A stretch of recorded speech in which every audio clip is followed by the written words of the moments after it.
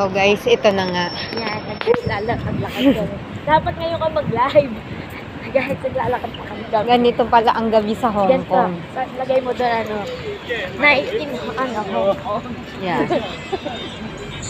Ito, naglalakad-lakad kami. Nanginginig na nga ako. Hawakan ko cellphone. No, sabi ko, ay ganito pa lang. Katal na katal tayo. Paano ba kaya yung ano? Negative na. Mag-medyo ka lang guys. Sa lamig pa lang ito. Guys, grabe, ang lamig.